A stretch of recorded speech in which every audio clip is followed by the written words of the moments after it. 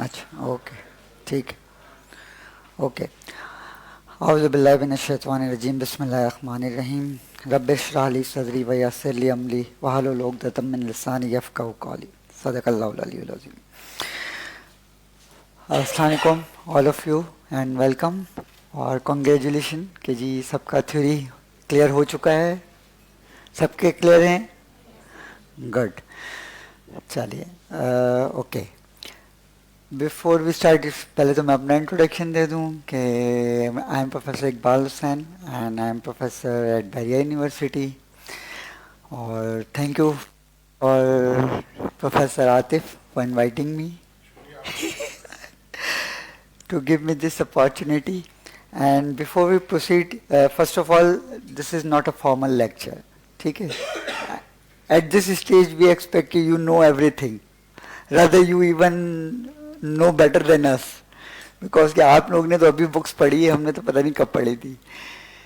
So, Beryl, this is basically a discussion and two-way communication lecture है और इसमें just tips देनी है आपको, कुछ चीज़ें जो गलतियाँ होती हैं वो पॉइंट आउट करनी है, क्या करना है, डूज एंड डोंट्स जो है ना वो ज़्यादा हम डिस्कस करेंगे rather than the actual topic. ठीक है ओके बिफोर वी स्टार्ट अगर थोड़ा सा इंट्रोडक्शन एक दफ़ा करा लें क्विकली तो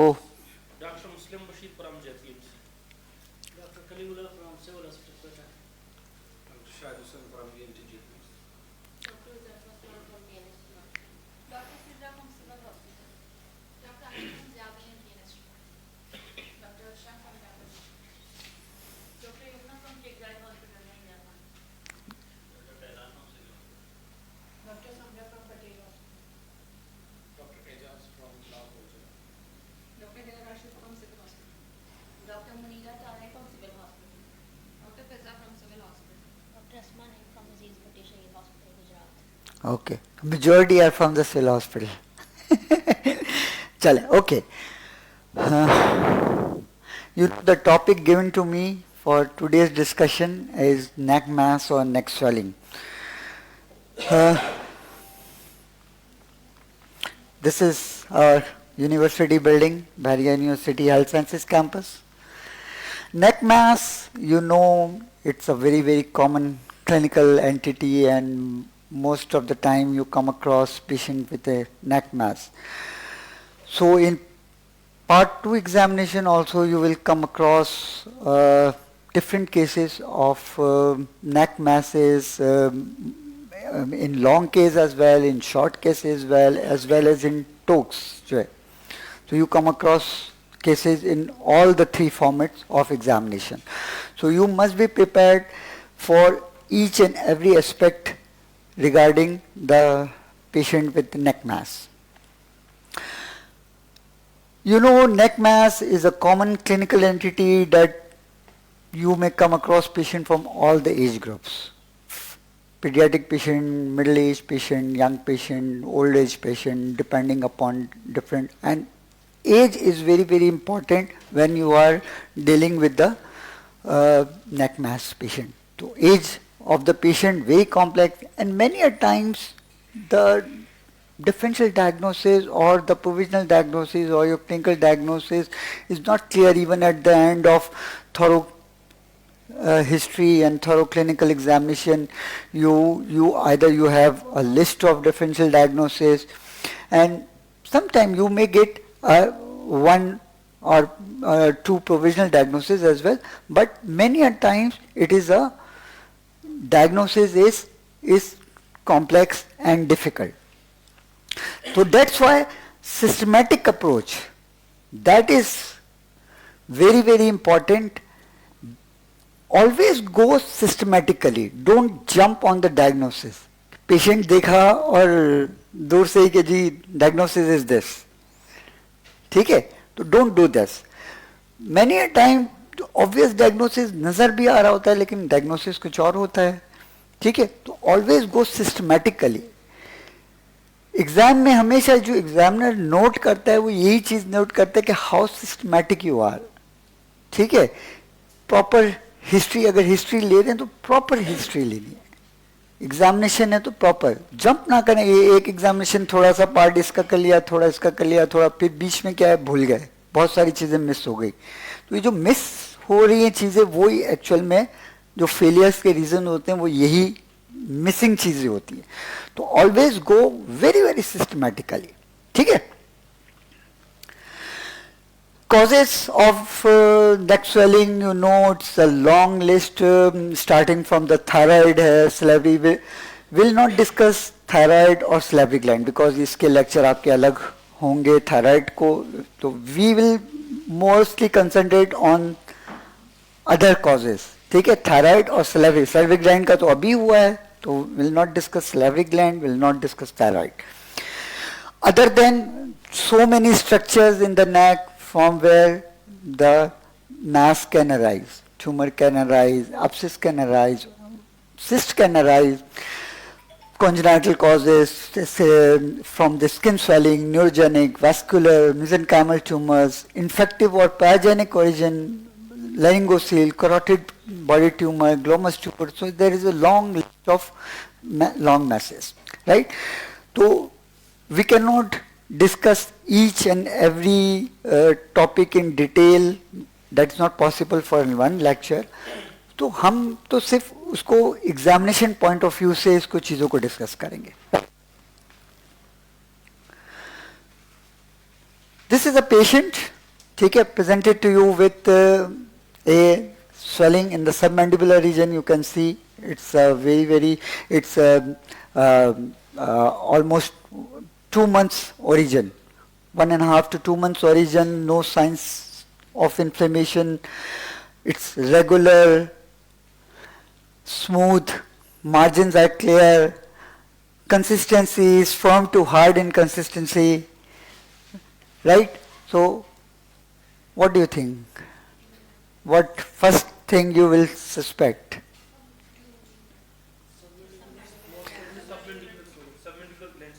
Submandibular. Tumor of submandibular gland. Okay. Anyone else?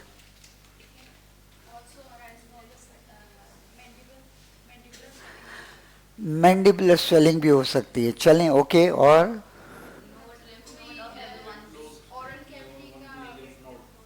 Lymph node, lymphadenopathy भी हो सकती है, चलें, ओके। और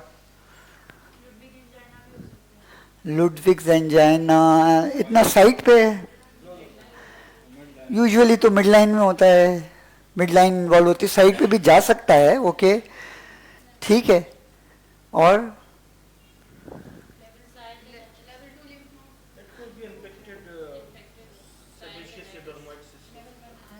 सेबेशियस सिस्ट और डर्मोइड सिस्ट, चलें, ठीक है, ओके। लिम्फोमा, ठीक है, लेकिन all the diagnosis are wrong. This is the ultrasound of this patient. क्या है? एब्सिस है, इट्स जस्ट एन एब्सिस। तो दिखाने, ये केस दिखाने का मकसद ये कि don't jump on the diagnosis just by seeing the picture. बहुत सारी सिनेरियोज आपको ऐसे लगते हैं कि जी ये तो बस डेफिनेटली यही चीज है, ठीक है, लेकिन वो निकलती कुछ और है, होती कुछ और है। तो that's why you need a very very systematic approach. और ये सिर्फ नेक मास के लिए नहीं है, ये in each and every case, ठीक है, okay. Part 2 examination, you know, consist of long case, short case and talks. कल आपको का इस पे बड़ी डिटेल्स डिस्कशन हो चुकी है प्रोफेसर शुजा की, तो will not go into detail, just थोड़ा सा वो दे देते हैं कि format of long case. Long case क्या होता है? 1 आवर ड्यूरेशन है, इसमें 30 मिनट्स हैं आपके पास for history taking and for examination, and rest of the 30 minutes is divided into 2 examiners, 15 minutes each for viva, ठीक है। अच्छा, इसके अंदर जो कॉमन मिस्टेक आप करते हैं ना, तो ये जो 30 मिनट्स हैं, this you have to utilise very intelligently. Most of the time हमने देखा है कि जो स्टूडेंट करते हैं ना मिस्टेक, कि हिस्ट्री टेकिंग में 20 मिनट लगा दिए, और फिर जब 20 मिनट के बाद देखते हैं अब तो 10 मिनट रह गए, अब एग्जामिनेशन इतना फास्ट, इतना कोई कि आधी चीज़ें की आधी भूल गए, प्रॉपरली रह जाती है. So always distribute your time. ठीक है, ये बहुत बहुत इंपॉर्टेंट है. हिस्ट्री टेकिंग की प्रैक्टिस आपकी बहुत होनी चाहिए and it should not last more than 10 minutes. इसलिए कि एग्जामिनेशन इज मोर, एग्जामिनेशन के लिए ज़्यादा टाइम होना चाहिए.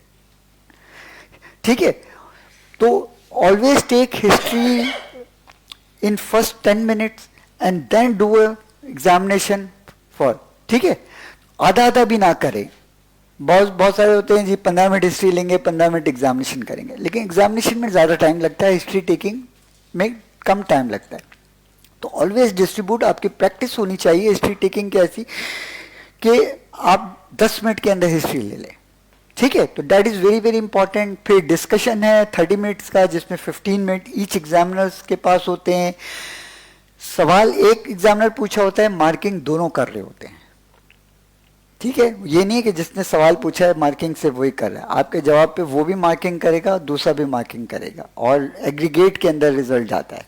ठीक है, तो ये जो अक्सर कंफ्यूजन होता है या एक कंप्लेंट होती है कैंडिडेट्स की कि जी फला एग्जामिनर ने हमारे साथ जाती की, उसने बड़े मुश्किल सवाल पूछे. तो सिर्फ एक एग्जामिनर पे नहीं, अगर वो मुश्किल सवाल है तो वो दूसरा एग्जामिनर उसको जज कर रहा होता है, वो उसके हिसाब से फिर आपको नंबर दे रहा होता है. ठीक है, तो उसमें कोई कंफ्यूजन वाली या कोई घबराने वाली बात नहीं होती कि ये जी कैसे सवाल पूछ लिया, या ये एग्जामिनर बहुत सख्त है, ये बहुत लीलियंट एग्जामिनर है. तो इससे कोई इतना ज़्यादा डिफरेंस पड़ता नहीं है. ठीक है, ओके. शॉर्ट केस का अभी थोड़ा सा आपको ये बता दें, फिर इसको शॉर्ट केस को हम ऐसे तो डिस्कस करेंगे कि ड्यूरेशन यू हैव 10 मिनट्स की ड्यूरेशन, सॉरी जो है जो टोटल 10 मिनट्स होते हैं, जिसमें आपके पास एक बेल बजती है जो 3 to 4 मिनट्स से बजती है.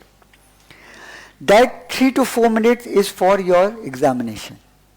ठीक है, और उसके बाद 6 to 7 मिनट्स के जो है ना, अच्छा most of the time bell बजती है उस पर एग्जामिनेशन की, और बाज़ दफ़ा बेल नहीं बजती, सिर्फ 10 मिनट्स पे बेल बजती है. तो दोनों पॉसिबली वो आपको बता दिया जाएगा कि जी 10 मिनट्स से बजेगी या जो है बीच में भी बेल बजेगी. ठीक है, 4 शॉर्ट केसेस होते हैं, एक ऑटोलॉजी, एक राइनोलॉजी, एक ओरल कैविटी और एक हेड एंड नेक.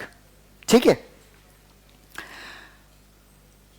अच्छा शॉर्ट केस के अंदर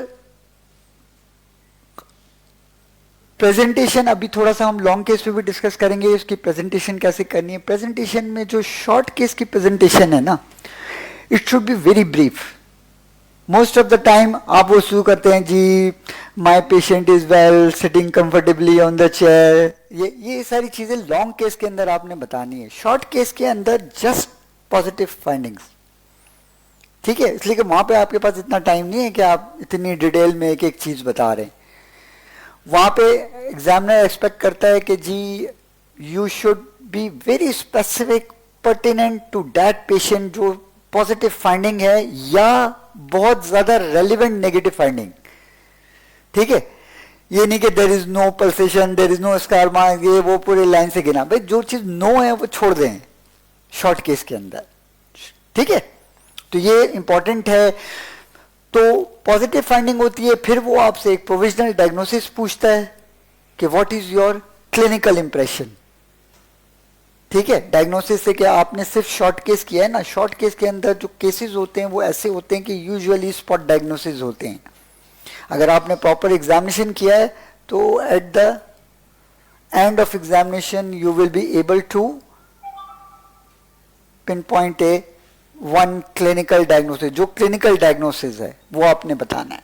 ठीक है, नेक मास है जैसे, तो मिसाल के तौर पे भी आपको अंदाजा हो जाता है कि भाई ये नेक मास जो है वो सलेवरी ग्लैंड से आ रहा है, ये थायराइड से आ रहा है, ये लिम्फ नोड से आ रहा है, या ये कोई सिस्ट है, ये कोई और चीज है.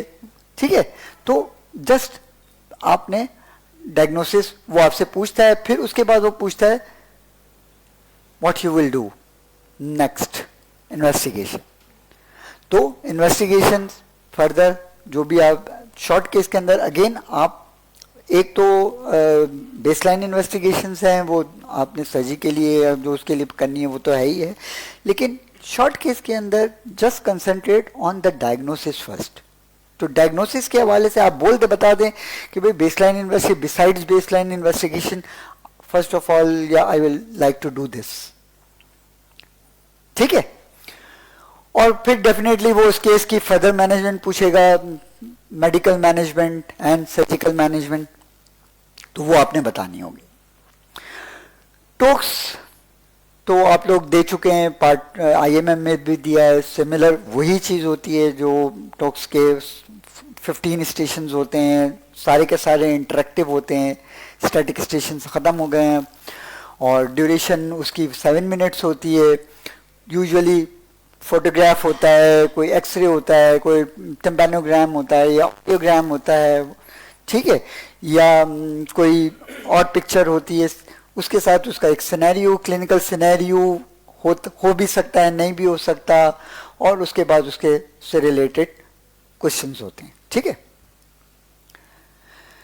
नेक मैस में जैसे बताया, general consideration, age of the patient is very very important. Second, the most important thing is the site of that mass, कहाँ से अराइज हो रहा है, इसलिए कि स्पेसिफिक जो एरियाज हैं वहाँ से स्पेसिफिक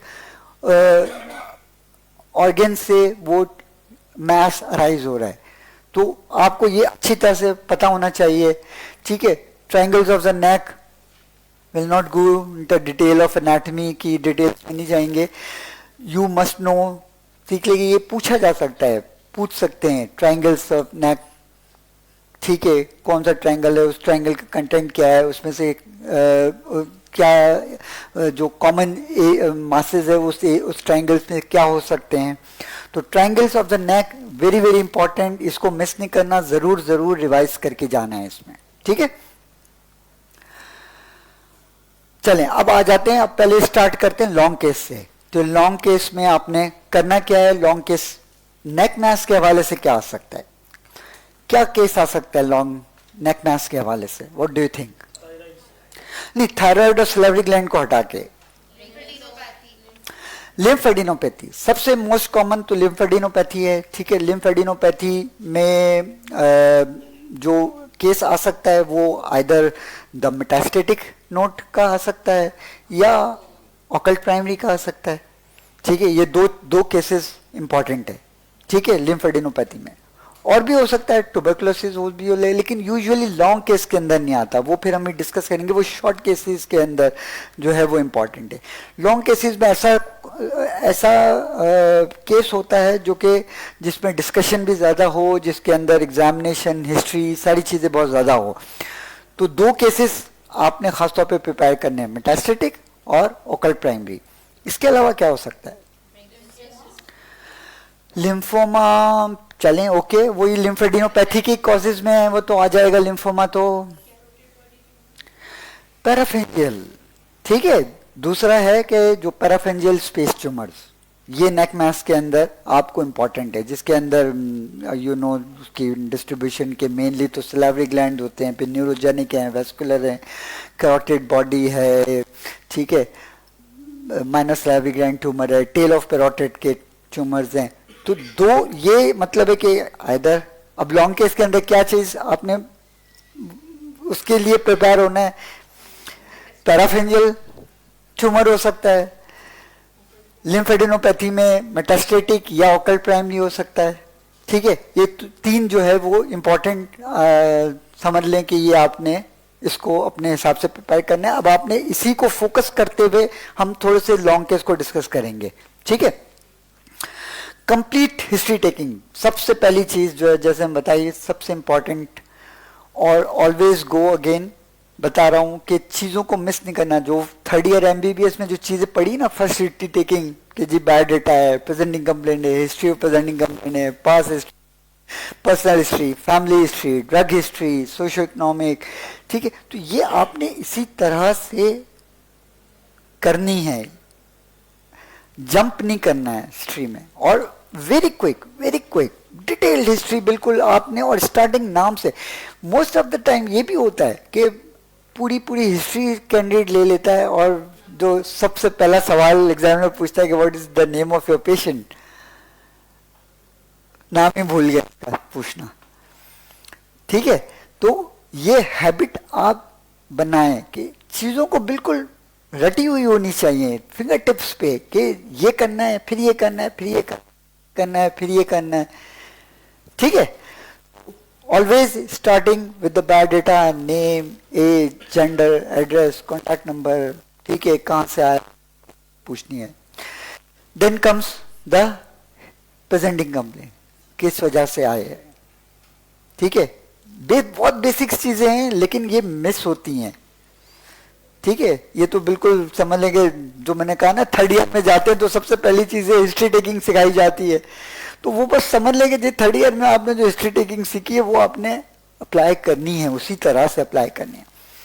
हिस्ट्री टेकिंग लिखने का तरीका वही है जी, क्रोनोलॉजिकल ऑर्डर में लिखनी है। ठीक है, सारी कंप्लेंट लिखनी है, चीफ कंप्लेंट को पहले लिखनी है। ठीक है, फिर next comes the history of presenting illness. Always start with the sentence कि जी my patient was was usual state of health whatever it before। ठीक है, तो always start with, ये भूल जाते हैं, ये बहुत छोटी बातें हैं लेकिन याद रखनी। फिर आपने प्रेजेंटिंग कंप्लेंट में जिस तरह से हिस्ट्री लेते हैं, वॉट एवर जिस प्रेजेंटिंग कंप्लेंट से आया है कि उसका जो है ऑनसेट कैसा है, उसकी प्रोग्रेस कैसी है, उसकी ड्यूरेशन कितनी है, ठीक है, उसके एग्रावेटिंग फैक्टर क्या है, उसके रिलीविंग फैक्टर क्या है, उसके एसोसिएटेड फैक्टर्स क्या हैं। ठीक है, फिर उसकी कुछ चीज़ें होती है नेचर के हिसाब से, जैसे पेन है तो नेचर ऑफ पेन कैसा है, रेडिएशन है या नहीं है, पल्सेटाइल है या नहीं है। ठीक है, तो ये सारी चीजें, अगर डिस्चार्ज है तो डिस्चार्ज में भाई उसका करेक्टर कैसा है, कलर कैसा है, स्मेल है या नहीं है, स्टेन है या नहीं है, तो ये सारी चीजें आपने उसमें। और बिल्कुल ऐसा है कि नींद में भी कोई जगह के अगर आप बोले ना कि यार डिस्चार्ज की हिस्ट्री ले ले, तो आपको कि मुझे डिस्चार्ज में ये सवाल ये पूछना है कि टाइम, आपने टाइम मैनेजमेंट सबसे इंपॉर्टेंट होती है। ठीक है, फिर हिस्ट्री ऑफ प्रेजेंटिंग कंप्लेंट के बाद क्या आएगा, पास हिस्ट्री आएगी, वही कॉमोर्बिड्स पूछनी है, प्रीवियस सर्जिकल हिस्ट्री, कोई मेडिकल हिस्ट्री, हॉस्पिटलाइजेशन की हिस्ट्री। ठीक है, इम्यूनाइजेशन की हिस्ट्री। फिर आप आ जाते हैं फैमिली हिस्ट्री में, फैमिली हिस्ट्री आपने पूछनी है उसकी। फिर ड्रग हिस्ट्री पे आ जाते हैं कि क्या ड्रग्स यूज़ कर चुका है पहले, कोई ड्रग से एलर्जिक नहीं है, सोशो इकोनॉमिक कंडीशन पूछ लेनी है। तो ये सारी चीज़ें आपने हिस्ट्री टेकिंग ले लेनी है। फिर सेकंड इंपॉर्टेंट चीज is the thorough clinical examination. ठीक है, अच्छा, अब नेक मैथ्स के हवाले से हिस्ट्री में क्या इंपॉर्टेंट पॉइंट है जो आपने जहन में रखने, बताएं क्विकली। ड्यूरेशन, जैसे अभी बताया, सबसे पहले ड्यूरेशन पूछते हैं कि कितने टाइम से है, कैसे ऑनसेट उसका कैसे है, प्रोग्रेशन कैसे बढ़ रहा है, कम हो रहा है, उतना ही है।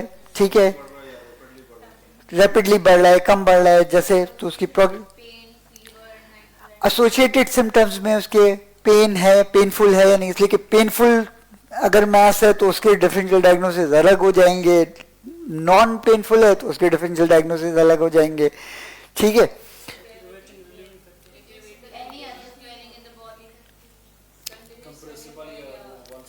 ये सब, अच्छा, ये सारे तो आपने पूछते ही पूछे। अब स्पेसिफिकली मैथ्स के हवाले से क्या इंपॉर्टेंट पॉइंट हैं जो हिस्ट्री में आपने पूछने हैं। फीवर की हिस्ट्री तो चलें, वो एसोसिएटेड फैक्टर के साथ वो फीवर तो आपने पूछना ही पूछना है। और मैथ्स के हवाले से क्या पूछना है, कंप्रेसिव सिम्टम्स हैं या नहीं है इसके। ठीक है, और अदर सिमिलर स्वेलिंग कहीं और तो नहीं है। लिम्फ नोड्स के हवाले से खास तौर पे वेरी वेरी इंपॉर्टेंट, इसलिए कि जैसे वो आपने कहा लिम्फोमा का पेशेंट, तो लिम्फोमा में सबसे पहले तो आपने ये देखना है कि वो बाकी जगह पे कहीं तो और नहीं है। ठीक है, तो ये इंपॉर्टेंट चीज है मैथ्स के हवाले से।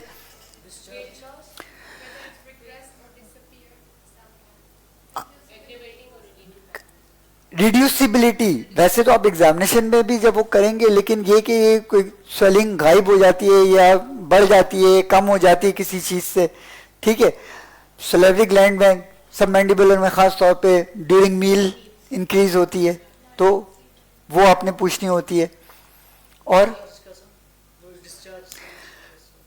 चलें ओके, डिस्चार्ज का पूछ लें कि भाई ये कभी फटी तो नहीं है और ये इसमें से कभी पीप निकला हो या कोई मवाद निकल गया हो, ठीक है।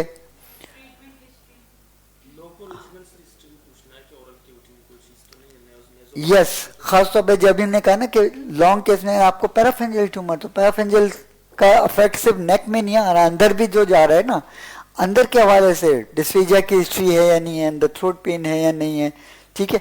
तो हिस्ट्री के अंदर आपने सारी चीजें उसकी जरूर पूछनी है। एग्जामिनेशन में always start with a general physical examination, ठीक है।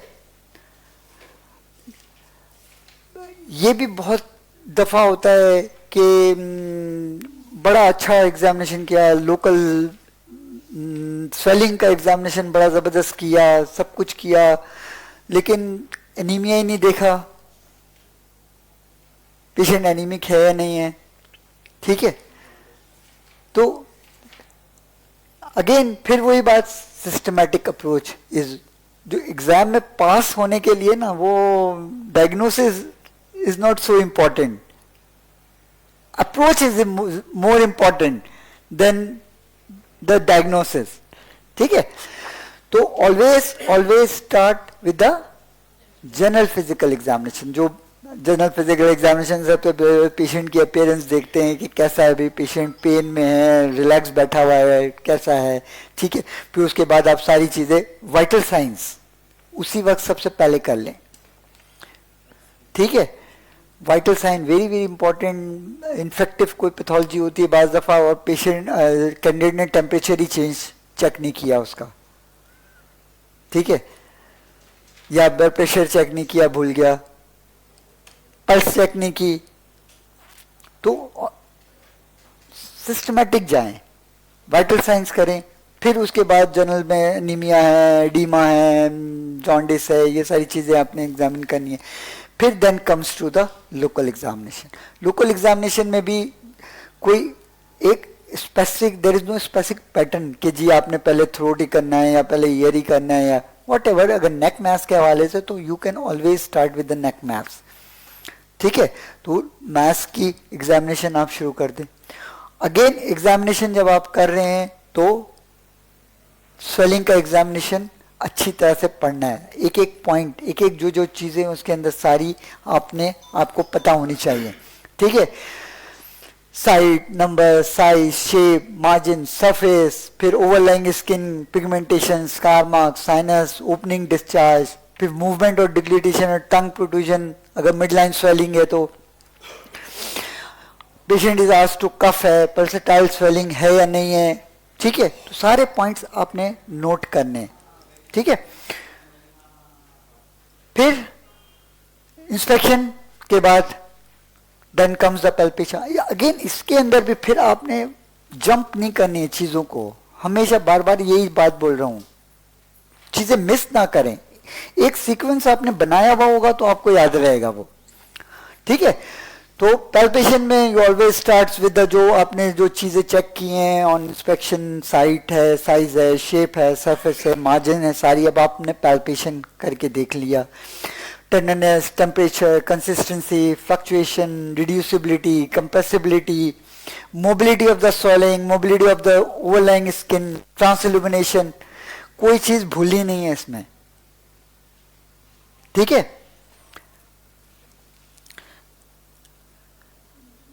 फिर कुछ नेक स्वेलिंग में आपने ऑस्कल्टेशन, खासतौर पे थायराइड का है या if you are suspecting carotid body tumour, parapharyngeal है, तो आपने ऑस्कल्टेशन पे ब्रूई जो है वो सुननी है। वैस्कुलर ट्यूमर अगर है तो उसके अंदर ब्रूई भूलनी नहीं है, ठीक है। परकशन में कुछ जगहों पे इंपॉर्टेंट है, खासतौर पे ग्वाइटर के अंदर रिट्रोस्टर्नल अगर है तब तो फिर आपका परकशन भी इंपॉर्टेंट है, ठीक है। तो ये आपने इंस्पेक्शन, पैल्पेशन, ऑस्कल्टेशन, परकशन, ठीक है, सारी चीजें, चारों चीजें लाइन से करनी है एग्जाम। फिर देन कम्स, आप एग्जामिनेशन पे जब ये लोकल एग्जामिनेशन आपने कर लिया, अब आप दूसरे एरियाज को अगेन सिस्टमैटिक वे में सबसे पहले थ्रोट एग्जामिनेशन करेंगे, पूरा लैरिंग्स का एग्जामिनेशन आइडियल करेंगे, नेजोफेरिंग्स देखेंगे, नोज देखेंगे, ईयर देखेंगे, कंप्लीट बाकी चीज़ें सारी आपने करनी है। और फिर उसके बाद एक और हैबिट बनाएं, examination of the cranial nerves. ठीक है, चाहे कोई भी केस हो, ईयर हो, नेक हो, राइनोलॉजी का हो, क्रेनियल नर्व एग्जामिनेशन, सारे क्रेनियल नर्व एग्जामिनेशन हर केस में इंपॉर्टेंट कुछ होंगी, बहुत ज्यादा रेलिवेंट होंगी, लेकिन करनी आपने सारी हैं। ठीक है, तो बिल्कुल आपने शुरू से सारी 1 से लेकर 12 तक सारी क्रेनियल नर्व एग्जामिन करनी है। चेनियम स्टेजिंग तो जाहिर डेफिनेटली अगर वो लिम्फेडिनोपैथी है और मेटास्टेटिक है तो फिर eight the end of examination और हिस्ट्री टेकिंग आपको जो पूछेगा डायग्नोसिस में, तो वो सेकंड सवाल वो यही होगा कि what is the clinical stage, है क्या स्टेज उसका। ठीक है, तो स्टेज आपने वो कर दिया। जब ये सारी चीजें कर ली, अब then comes the very very important presentation. इसलिए कि जो कहते हैं ना, first impression is the last impression. कैसे केस प्रेजेंट किया आपने, बेशक हिस्ट्री ली बहुत अच्छी, एग्जामिनेशन भी बहुत अच्छा किया, प्रेजेंटेशन अच्छी नहीं है, तो प्रेजेंटेशन स्किल, कम्युनिकेशन स्किल्स पे भी थोड़ा सा तवज्जो देनी है। ठीक है, इररिलेवेंट बातें ना करें। ठीक है, पर्टिनेंट टू द केस बात करें ऑलवेज। ठीक है, जो केस है ना उसको बस आपने दिमाग में सिर्फ और सिर्फ उस केस को अपने रखना है, बाकी चीजों को भूल जाना है। एक किस्सा इस वक्त याद आ रहा है, वो सुना देता हूं मैं, वो छोटा सा, टाइम तो खैर नहीं है, लेकिन चलो एक वैसे छोटा सा एक किस्सा है कि एक तीरंदाज होता है, बड़ा माहिर अपने उसमें, उसके पास 3 स्टूडेंट्स आते हैं जी सीखने, तीरंदाजी सीखने आते हैं। वो कहता है ठीक है मैं सिखाऊंगा, वो उसकी ट्रेनिंग देता है, सब कुछ हो जाता है। जब सारी ट्रेनिंग दे देता है तो वो तीनों का एग्जामिनेशन कहता है मैं तुम लोगों को असेस करूंगा, एग्जाम लूंगा तुम लोगों का कि तुम लोग कितने काबिल हो गए हो। खैर वो लेके जाता है, पहले कैंडिडेट को बुलाता है, तीर वीर देता है और सामने कहता है देखो सामने जो है ना एक दरख्त नजर आ रहा है, उस दरख्त पे एक टहनियाँ है, उस पर एक चिड़िया बैठी है, उस चिड़िया की एक आंख है, उस पर आपने निशाना लगाना है। तो वो कहता है ठीक है, ये तो कोई मुश्किल काम नहीं। वो लगा के तीर चलाने वाला होता है, तो वो कहता है कि बताओ कि तुमको क्या नजर आ रहा है। वो यही कहता है जी सामने दरख्त है, उस पे ब्रांचेज हैं, उस पर एक बर्ड बैठी हुई है, उसकी आंख है, उस पर मुझे निशाना लगाना है। कहता है तुम फेल। दूसरे को बुलाता है, यही प्रोसीजर करता है, वो भी यही जवाब देता है, कहता है तुम भी फेल। वो समझ नहीं आती कि भाई क्या अभी तो कुछ यही नहीं, हमें फेल। फिर तीसरे को बुलाता है, कहता है जी कहाँ निशाना है, क्या नजर आ रहा है। कहता है मुझे एक बर्ड की आंख नजर आ रही है। कहता है तुम पास। मकसद ये कि टारगेट, जब टारगेट आपका एक हो ना तो फिर बाकी चीजें अगर नजर आ रही है ना तो फिर आप अपना टारगेट को मिस कर दोगे। तो टारगेट को मिस नहीं करना है, just concentrate on your target. ठीक है, तो वेरी वेरी इंपॉर्टेंट। तो प्रेजेंटेशन में, अच्छा प्रेजेंटेशन में एक और बड़ा बड़ा इंपॉर्टेंट चीज है कि ओवरऑल अपीयरेंस ऑफ यू। आप खुद एग्जाम में अपियर कैसे हो रहे हैं, व्हाट इज योर ड्रेसिंग कैसी है आपकी। ठीक है, सुबह बगैर मुंह धोए, बगैर बाल बनाए, ठीक है, पाँव में चप्पल पहनी हुई है, एग्जाम में आ गए, that gives a very very bad impression. ठीक है, एग्जामिनर के जहन में जो पहली चीज आती है ना कि ये तो सीरियस एग्जाम देने के लिए आए ही नहीं है ये तो। ठीक है, तो ऑलवेज जो ड्रेस कोड है ना that is very very important.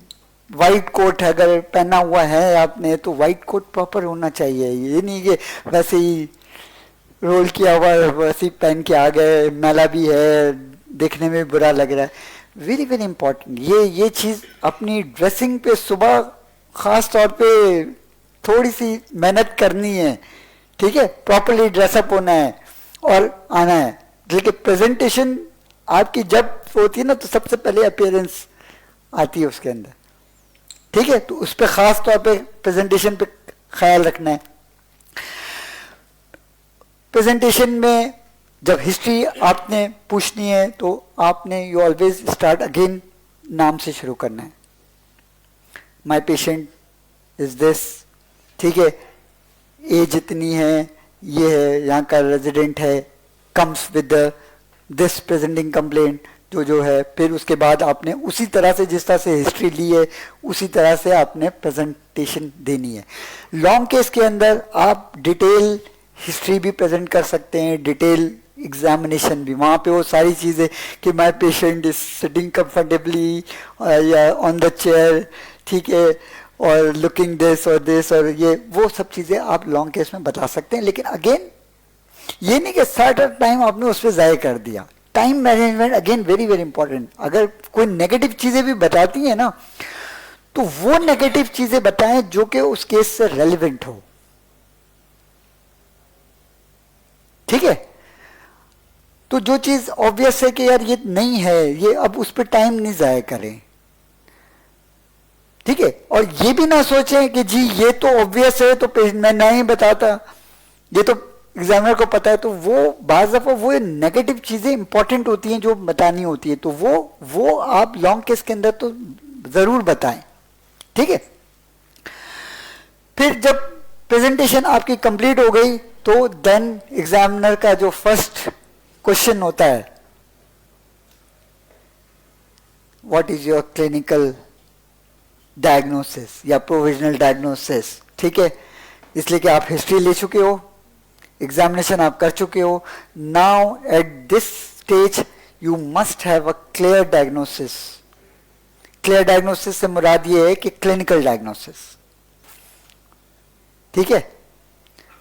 अगर लिम्फ नोड है तो आप श्योर हो कि लिम्फ नोड है, ये नहीं सोच रहे हैं सर ये लिम्फ नोड भी हो सकता है, थायराइड भी हो सकता है, सैलिवरी ग्लैंड भी हो सकता है, प्रोटेट भी हो सकता है, ये होने को तो कुछ भी हो सकता है। लेकिन अब आप पूरा कर चुके हो ना, अब आपने उसको एक डेफिनेट क्लिनिकल डायग्नोसिस बताना है। और डेफिनेटली बहुत सारी चीज़ें ऐसी होती हैं डायग्नोसिस में कि मिसाल के तौर पे अभी जो हम कंसंट्रेट कर रहे हैं वो तो पैराफेंजियल ट्यूमर पे। अब ये नहीं कि पैराफेंजियल ट्यूमर से वो आपको डायग्नोसिस पूछेगा कि जी कौन सा पैराफेंजियल ट्यूमर है ये, ठीक है, दैट यू कैन नॉट से ऑन, वो तो हिस्टोपैथोलॉजिकल डायग्नोसिस है, जब आप डायग्नोस करेंगे वो तो बात की बात है। लेकिन इतना तो आप श्योर हो जाए ना उस पर कि जी हाँ ये पैराफेंजियल मैस है, पैराफेंजियल ट्यूमर है, ठीक है, इतना तो आप श्योर हो जाए ना। ये तो ये डेफिनेटली आपको श्योर होना चाहिए, आए बाएं शाएं इसमें नहीं करनी होती है। अच्छा, मैंने टाइम्स ये भी देखा है कि जो पेशेंट आप लोगों ने पहले से देखे हुए होते हैं ना, वो हमेशा फेल कराते हैं। मैनी टाइम्स ये होता है, इसलिए कि वो फिर आप इतने स्पेसिफिक हो जाते हैं कि आप वो बाकी चीजें, उसकी जो डिफरेंशियल डायग्नोसिस है ना, वो आपके जहन में ही नहीं आ रहा होता उस वक्त। तो ये हैबिट पेशेंट को पहले से देखने वाली है ना, ये हैबिट मतलब बहुत सारे स्टूडेंट समझते हैं कि जी हमने तो केस देखा हुआ है तो इसलिए अब तो इस पे पास होना ही होना है। वो आपको स्टक कर देता है, आपका माइंड चलता नहीं है उस वक्त, जो कि माइंड चलना चाहिए at the time of examination. Diagnosis तो आपने ये सही बता दिया, अब वो नेक्स्ट सवाल जो पूछता है ना वो डिफरेंशियल डायग्नोसिस होता है। यहां पे अटक जाते हैं, वो एक से आगे बढ़ ही नहीं रहे वो कहेगा भाई कोई और चीज तो नहीं सर, यही है इसको। अच्छा, वो बोलेगा भाई कोई और पॉसिबिलिटी, कुछ और हो सकता है, नहीं सर यही है, आई एम श्योर कि इसको यही है। तो बात ये कि इसका मतलब है आपका दिमाग नहीं चल रहा है उस वक्त, ठीक है।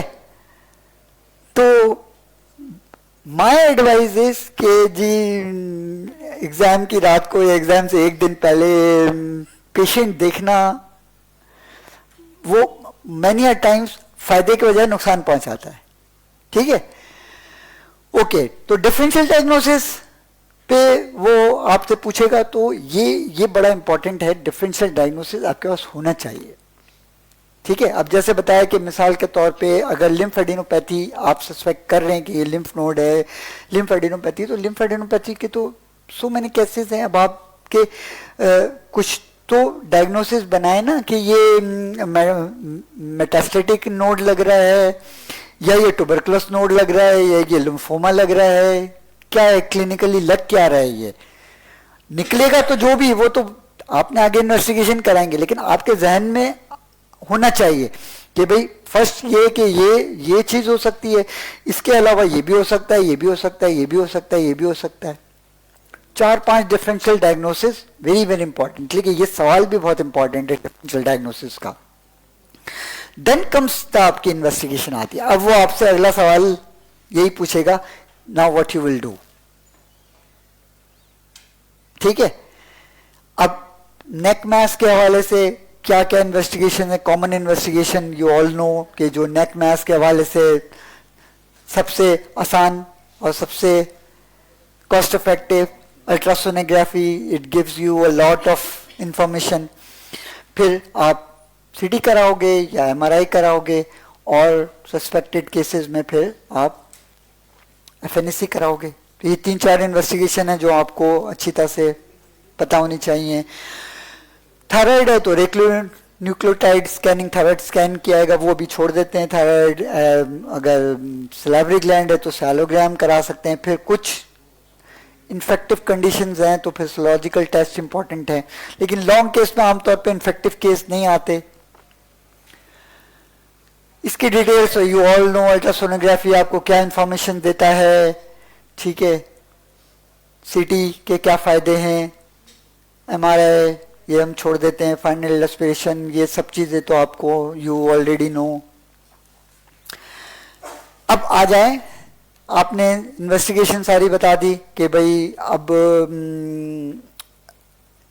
तीन जो हमारे, फिर से वापस बैक आ जाए, 3 डिफरेंशियल जिस पे हम काम कर रहे थे, क्या तो ऑकल्ट प्राइमरी है, या मेटास्टेटिक लिम्फेडिनोपैथी है, या फिर पैराफेंजियल है। तो उसमें आप ज़ाहिर फर्स्ट अल्ट्रासाउंड भी कराओगे, उसमें सीटी विद कंट्रास्ट है वो भी कराओगे। कुछ केसेस में एमआरआई की जरूरत भी पड़ेगी। ठीक है, तो एमआरआई खासतौर पर वेस्कुलर ट्यूमर है, कैरोटिड बॉडी ट्यूमर है, एमआरआई या एमआरए की इम्पोर्टेंस है उसमें, वो आप करा लोगे। और अगर दूसरा अदरवाइज कोई लीजन है, वेस्कुलर नहीं है, सॉलिड ट्यूमर है, तो एफएनएसी भी आपने उसमें करानी है।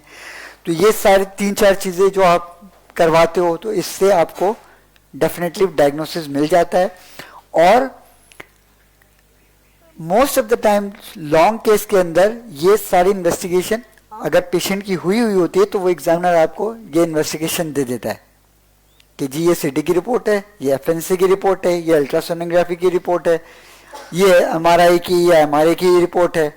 ठीक है, वो आप रिपोर्ट देख लें, वो आपको सीटी स्कैन अगर उसका है या एमआरआई है वो लगा के बोलेगा चलो इसको डिस्क्राइब भी कर दें। ठीक है, तो डिस्क्रिप्शन पूरा कंप्लीट होना चाहिए, उसको देखें अच्छी तरह से। सारी फिल्मों की जितनी फिल्में हैं सारी अच्छी तरह से देखें, कौन कौन से व्यूज़ हैं, एक्सियल हैं, कोरोनल हैं, सैजिटल हैं। ठीक है, उसमें क्या फाइंडिंग्स नज़र आ रही है, क्या क्या एक्सटेंशन है, अगर ट्यूमर है तो कहाँ से राइज हो रहा है, कहाँ जा रहा है, कौन कौन से एरियाज इन्वॉल्व हैं, आपने डिटेल में वो सारी चीज़ें बतानी है। ठीक है, सारी चीज़ें वो जो आपको कर देगा, बता देगा। फिर अब वो आप पूछेगा now what is your diagnosis.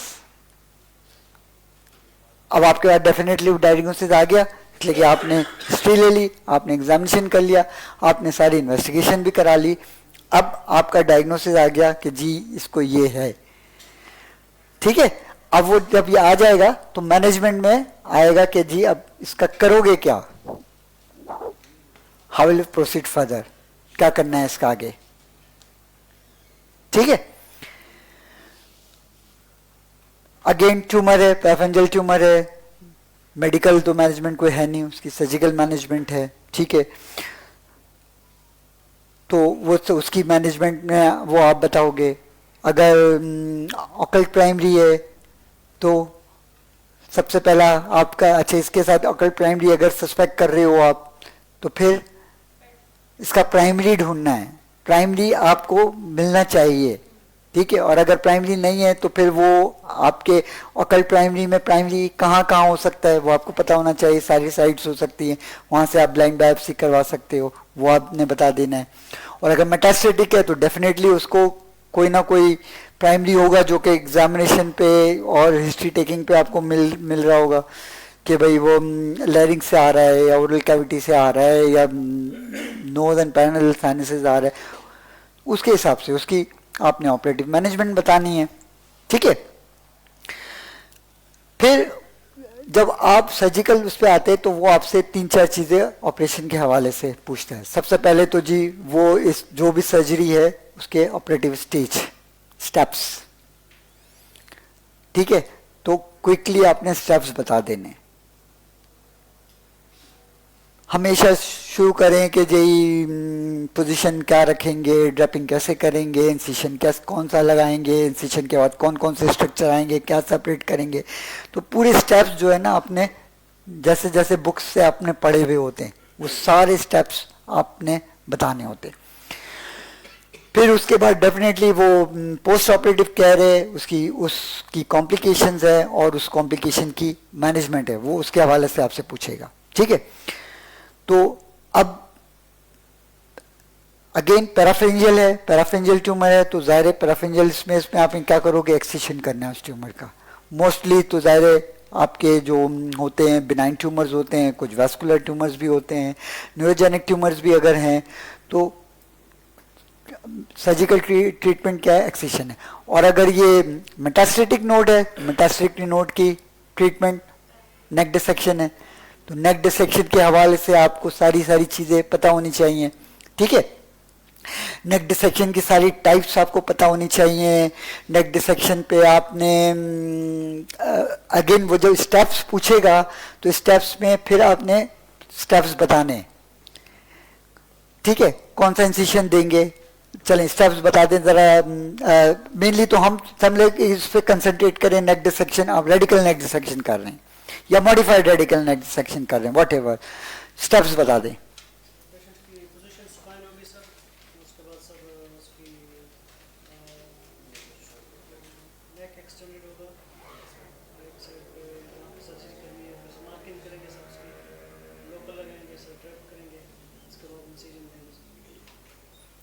हाँ इंसिशन बताएं ना कौन सा देंगे, शॉबिंगर्स है, मॉडिफाइड शॉबिंगर है, ठीक है। जो सबसे कॉमनली यूज होता है वो तो आपका हाँ एप इंसिशन या मॉडिफाइड शॉबिंगर जो है यूज होता है सबसे कॉमनली।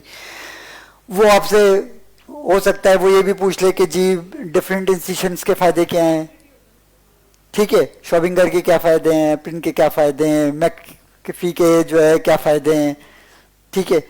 वो पूछ लेगा इंसिशन देने के बाद। फ्लैप रेस किया, सप्लाइटिस्मल फ्लैप जो है वो आपने रेस करना है,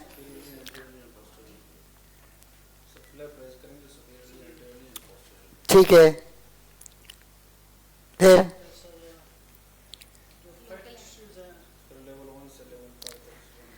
क्लियरेंस करेंगे। यूजुअली हम स्टार्ट करते हैं लेवल 1 से शुरू करते हैं, वहां से स्टार्ट करते हैं क्लियरेंस शुरू करना, ठीक है। फिर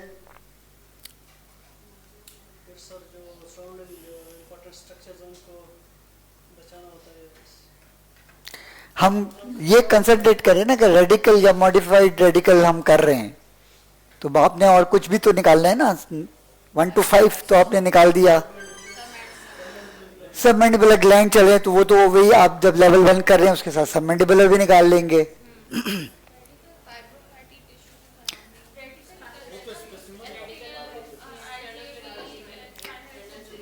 वो कैसे निकालेंगे उसके जैसे स्टेप्स बता दें।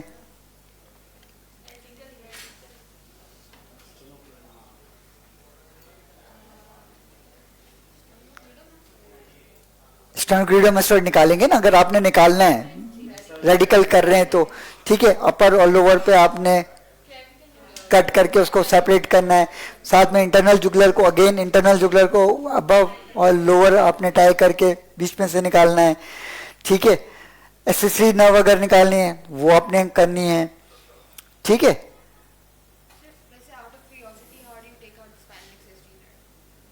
तो नजर आ रही है सामने आप, पूरी नेक तो खुली हुई है, हाँ, स्टेनोक्लीडोमास्टोइड के साथ आप काट करके निकाल देते हैं इसको। और मेनी टाइम्स जो है ना वो हमारे यहाँ इतनी जो एक्सटेंसिव N3 केसेस तो होते नहीं हैं, हम तो यूजुअली N1 N2 केसेस ही करते हैं, लेकिन जो एडवांस सेंटर है वहाँ N3 पे भी सर्जरी कर रहे होते हैं लोग, ठीक है। तो वो फिर डेफिनेटली वो सारी चीजें बड़ी क्लियरली निकालते हैं, ठीक है। तो neck dissection is very very important. फिर नेक डिसेक्शन की पोस्ट ऑपरेटिव केयर आपको अच्छी तरह से आनी चाहिए, कैसे प्रेयर करेंगे। फिर आपको कॉम्प्लिकेशंस नेक डिसेक्शन की बताएं। सर सबसे पहले wrong incision during surgery, damage to and excessive nerves को डैमेज हो सकता है, हेमाटोमा बन सकता है, seroma formation can be happen, internal carotid artery injury हो सकती है, सिंपैथेटिक चेन की इंजरी हो सकती है, सर इंटरनल जुगुलर वेन की इंजरी, वेगस नर्व की इंजरी जो अक्सर हो सकती है। सर इसके अलावा पोस्ट ऑप स्कार जो है वो आपकी लॉर्ड फॉर्मेशन और हाइपरट्रॉफिक स्कार, ये सारी फॉर्मेशन हो सकती है। काइल लीक हो सकता है अगर थोड़ी सी इंजरी हो गई है तो। और सर और कोई ऐड करेगा इसमें? में बता दिया है, नर्व की इंजरी, चले मार्जिनल मैंडिबुलर की बता दी,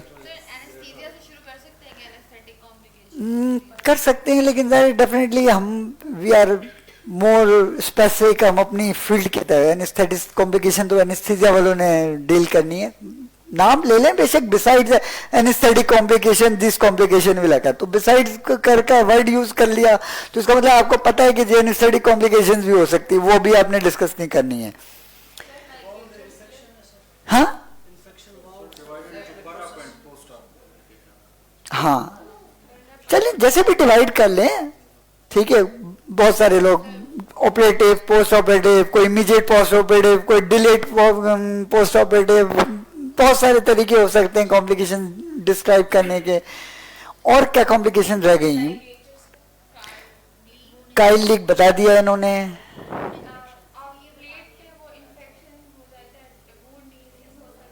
ये भी सब बता दिए, और ऐड करें।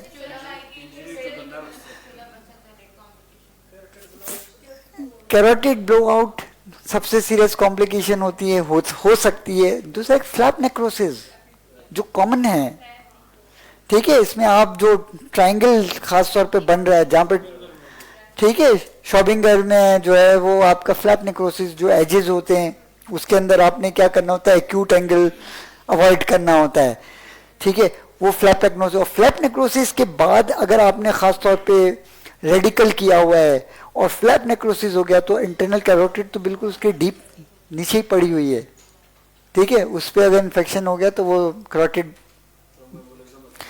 थ्रोम्बोएम्बोलिज्म हो सकता है, बिल्कुल हो सकता है। एयर एम्बोलिज्म हो सकता है, इसलिए कि इंटरनल जुगुलर को आपने ओपन किया हुआ है तो एयर एम्बोलिज्म हो सकता है, ठीक है। तो ये सारी कॉम्प्लिकेशन, फिर वो जाहिर है डेफिनेटली अगर कोई कॉम्प्लिकेशन पे आया वो उस कॉम्प्लिकेशंस की मैनेजमेंट पे फर्दर वो पूछ सकता है, ठीक है।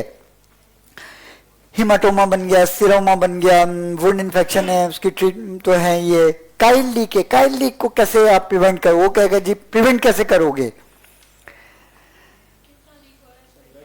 नहीं, पहले तो ऑपरेटिवली प्रिवेंट कैसे करोगे कि काइल लीक हो ना, आप क्या, नहीं नहीं नहीं नहीं नहीं, अभी आइडेंटिफिकेशन की अभी हुआ नहीं है, अभी तो हम प्रिवेंशन की बात करेंगे। हाउ कैन यू प्रिवेंट या अवॉइड काइल लीक?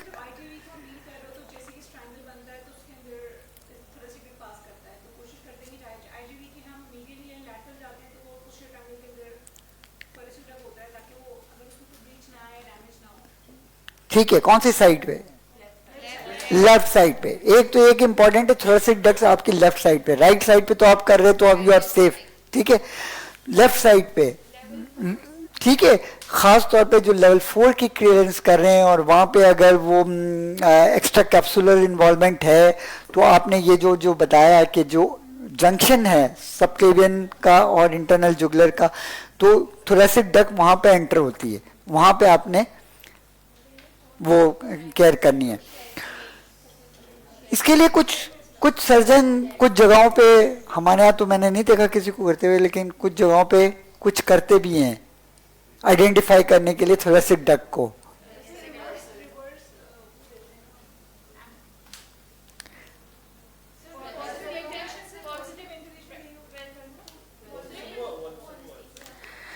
वेल्सेल्वा और ये तो सब कर ही सकते हैं, डाई इंजेक्ट कर देते हैं, abdominal intra abdominal die inject, तो वो जब ड्यूरिंग सर्जरी अगर वो फ्लोरेसेंट डाई आपको नजर आती है तो that can demarcate the thoracic duct. तो ये भी है लिटरेचर्स के अंदर दिया हुआ है ये कि लोग करते हैं ये, ठीक है। अच्छा, अब आ जाए काइल लीक हो गया, अभी तो ये प्रिवेंशन की बात है ना, अब हो गया, अब क्या करेंगे? वन बाय वन आगे से बताए ना, आगे से तो कुछ हिस्सा ले ही नहीं रहा। चलें, okay, what is low flow, what is high flow?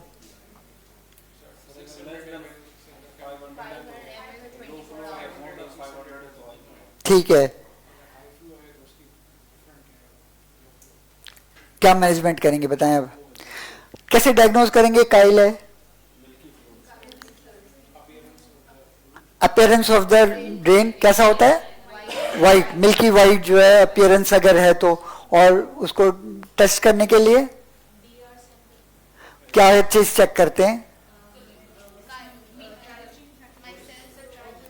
Triglyceride levels check करते हैं, triglycerides triglyceride level confirms your chyle leak, ठीक है।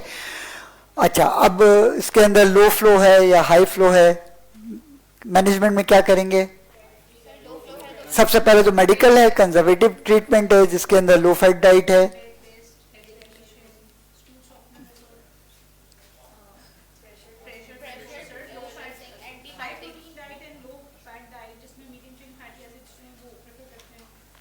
ठीक है, और एक ड्रग भी यूज हो रही है ऑक्लियोटाइड, सोमेटोस्टेटिन्स जो है ड्रग है जो कि काइल के सिक्रेशंस को कम करते हैं, वो भी एक मेडिकल मैनेजमेंट के अंदर है, ठीक है। अब कब इंटरवेंशन करेंगे सर्जिकल?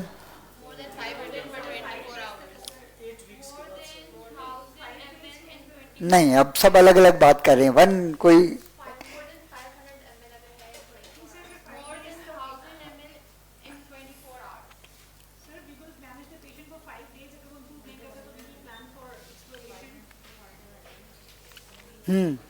कब करेंगे एक्सप्लोरेशन, कितने 5 डेज और कितने ml पे? यस, मोर देन 1000, ठीक है। अगर लेस देन 1000 है तो वो मेडिकल मैनेजमेंट से यूजुअली हो जाता है, लेकिन उसको कितना मैक्सिमम इंतजार करेंगे? 14 days, 2 weeks, 2 weeks is a good time. 2 weeks से अगर 2 वीक्स पे है, मोर देन 1000 ml है, then it needs surgical intervention, ठीक है। अगर उससे कम है तो फिर मेडिकल मैनेजमेंट और आप थोड़ी सी डिले कर सकते हैं, ठीक है। सर्जिकली क्या है, वही एक्सप्लोर करना है आपने, और एक्सप्लोर करने में अगेन वही जो मैंने कहा, डाई इंजेक्ट करते हैं और डाई को जहां से लीक हो रही होती है वहां पे आपने उसको लगाइट करना होता है, ठीक है। इंट्रा एब्डोमिनल करते हैं वो, हाँ, ये रेडियोलॉजिस्ट करते हैं जहां से डायल थोरेसिक डक्ट ओरिजिनेट कर रही है ना वहां पे, ओके। तो लॉन्ग, ठीक है, तो ये सारी जो नेक डिसेक्शन के हवाले से सारी चीजें फिर आपने बता देनी है। फिर अगर ये सारी चीजें आपकी कंप्लीट हो जाती है तो next question comes prognosis and counselling, ठीक है। पेशेंट की काउंसलिंग कैसे करेंगे, पेशेंट बैठा हुआ है, आपने उसको उसके हवाले से उसकी काउंसलिंग वो कहेगा करके दिखाओ, तो आपने करके दिखानी है, कैसे काउंसलिंग करेंगे, ठीक है। कौन करके दिखाएगा?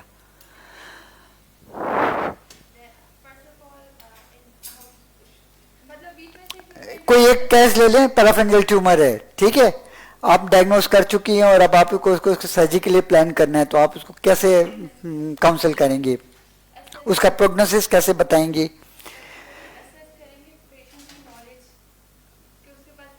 वो आप हिस्ट्री ले चुकी हैं, पेशेंट आपके सामने बैठा हुआ है, उससे पूछेंगे आप अपनी बीमारी के बारे में क्या जानते हैं, फिर अगर नहीं मालूम तो उसको फिर उसकी डायग्नोसिस बताएंगे, ये आपको ये ये इसको डिस्क्राइब, कैरोटिड बॉडी के लिए आवाज बंद, हाँ अच्छा शुरू आपको पता है कि आपको क्या बीमारी है, आप जानते हैं, आप अपनी बीमारी के बारे में कुछ जान, अच्छा आपके जो हमने टेस्ट कराए थे उससे हमें मालूम हुआ है कि आपको एक खून के गुच्छों का एक रसोली है जो गले में बन गई है, और उसके लिए आपकी सर्जरी करनी पड़ेगी। सर्जरी के लिए हमारे पास जो है, उससे सर्जरी से पहले आपकी खून की शरियानों को बंद करना पड़ता है, तो उसके लिए आपको ऑपरेशन से 24 घंटे पहले आपकी ना एम्बोलाइजेशन होती है, और फिर 24 घंटे बाद जो है आपकी पूरी गले की सर्जरी होगी जिसमें रसोली को निकाला जाएगा। लेकिन उस दौरान कुछ पेचीदगियाँ हो सकती हैं जिसमें जैसे कुछ वो उनको बताना ज़रूरी है ताकि बंद हो गई ना, पेचीदगियाँ हो सके जिसमें कुछ नसों की कितना घबरा रही हैं बोलते हुए। अब आप ये बजाय सबसे आसान लगता है कि जी काउंसलिंग में कौन सा ऐसा मसला है, काउंसलिंग तो ये ऐसे नाम सुन के आगे बढ़ जाते हैं कि जी काउंसलिंग, लेकिन वहां पे जब करने को कहते हैं पेशेंट बैठा हुआ है तब आपको प्रॉब्लम होती है। तो जब तक इसकी भी प्रैक्टिस नहीं करेंगे ना, ये बड़ी इंपॉर्टेंट है। अब कोई और करके दिखा दे सबसे एंड में, चलें यही पेशेंट है, यही है, इसकी काउंसिल करनी है, सामने पेशेंट बैठा हुआ है, वो आपने काउंसिल करना है, शॉर्टेस्ट वर्ड्स में कैसे काउंसिल करेंगे?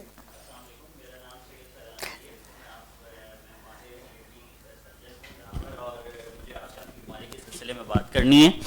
आपको हमने जो आपके टेस्ट और सिटी स्कैन करवाए हैं, इसके अंदर हमें एक बीमारी के बारे में पता चला है जो कि रगों के गुच्छे की एक रसौली है जो कि हमारी गर्दन की शहरक के बहुत ज़्यादा करीब होती है, और इसका जो इलाज है वो सर्जरी है, हम सर्जरी के ज़रिए इसको निकाल सकते हैं। एक चीज़ ये भी है कि वक्ती तौर पर चूँकि ये जो रसौली है ये चूँकि ये शहरक के बहुत ज़्यादा करीब होती है, तो बेहतर तरीका इसको यही है इलाज का कि इसको निकाला जाए, और इसके निकालने के अंदर कुछ पेचीदगियाँ हैं जो हो सकती हैं, जिनमें कुछ नसें हैं जैसे ज़बान को तरसील करने वाली नस, ज़बान के फट्टों को तरसील करने वाली नस, या सबसे बड़ी चीज़ शहरक का फटना जिससे बहुत ज़्यादा ब्लीडिंग हो सकती है। ये सारी चीज़ें शामिल हैं, लेकिन हम कोशिश करेंगे कि इसको किसी सूरत बचाया जा सके। ठीक है, एक तो घबराना नहीं है, आपने वही चीज़ें, लेकिन आपने थोड़ी सी प्रैक्टिस अगर पहले से कर लेना तो इतना मुश्किल नहीं होगा। ठीक है, फिर वो सबसे एंड के अंदर आपसे आ जाता है रिसेंट एडवांसेस। एनीवन कोई रिसेंट एडवांस नेक मास्क के हवाले से?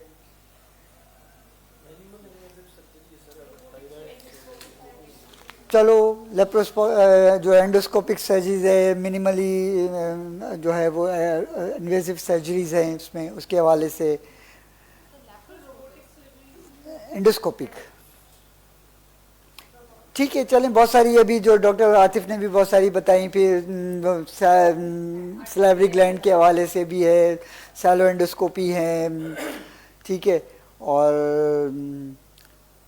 और कोई चीज़ ही कोई याद आ रही हो, रिसेंट कोई ऐसी चीज़ पढ़ी हो, रिसेंट कोई आर्टिकल पढ़ा हो, कोई ऐसी नई चीज़ के बारे में, थोड़ा सा सर्च कर लीजिएगा। कोई वैसे तो ऐसा कोई यही हैं।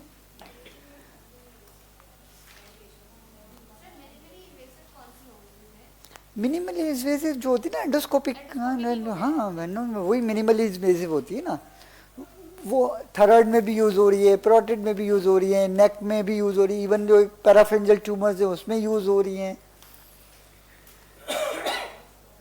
कॉजेज ऑफ सर्वाइकल ये हम कर चुके हैं डिस्कस डिफरेंट, इसमें खास तौर पे जो है ये अब शॉर्ट केस के हवाले, लॉन्ग केस तो तक समझ लें कि अब हमारा कंप्लीट हो गया, ठीक है, रिसेंट एडवांसेस तक। तो इसमें अगर कोई चीज़ है तो फिर हम आगे चलें और शॉर्ट केस और फिर टोक्स पे आ जाते हैं।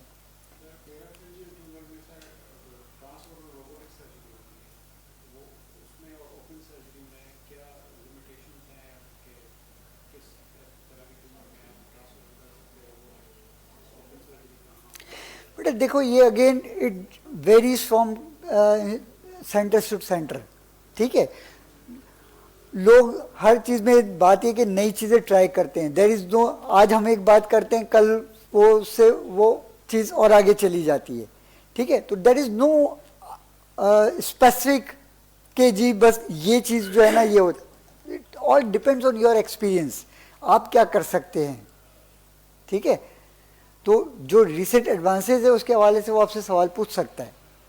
तो आप जनरल चीज़ बता दें कि डेफिनेटली जो अंदर ओरल कैविटी के थ्रू जाएंगे तो जो छोटे ट्यूमर्स हैं वो आप अप्रोच कर सकते हैं, ज़्यादा बड़े ट्यूमर्स को नहीं अप्रोच कर सकते, ठीक है। तो लिमिटेशन वही है, size of tumour is the main limitation, फिर उसके अटैचमेंट कहाँ है, कहाँ से राइज हो रहा है, टाइप ऑफ ट्यूमर क्या है, ठीक है। लॉन्ग केस के हवाले से कोई सवाल?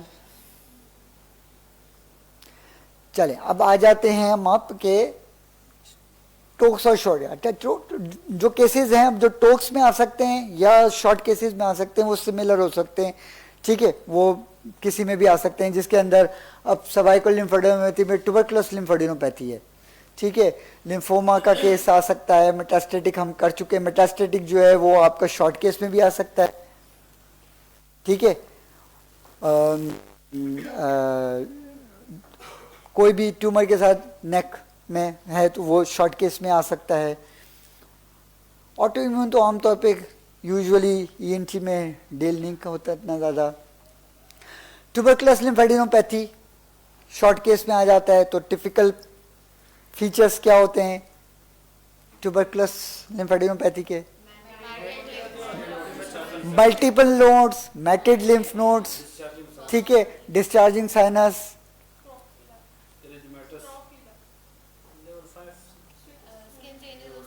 स्किन चेंजेस हैं, एडिशंस हैं, ठीक है। तो ये सारी चीज़ें इंपॉर्टेंट है। और डेफिनेटली जो एफएनएससी आपका मेन है, और अगर एफएनएससी पे नहीं होता तो ओपन इंसिशनल बायोप्सी कर देते हैं, बाकी ट्रीटमेंट तो सेवेरिटी है, ठीक है। टिपिकल जो है मैटेड लिम्फ नोड्स होते हैं।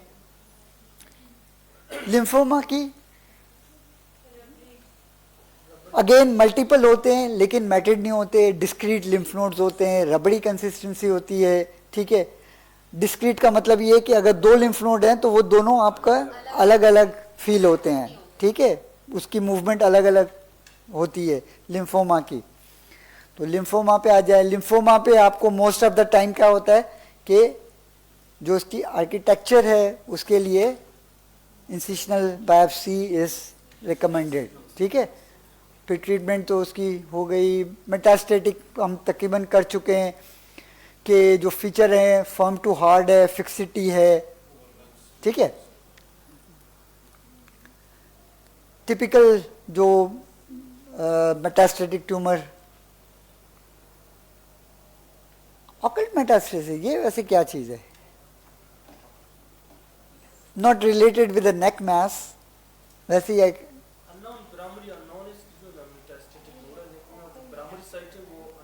नहीं, it is the same as occult primary.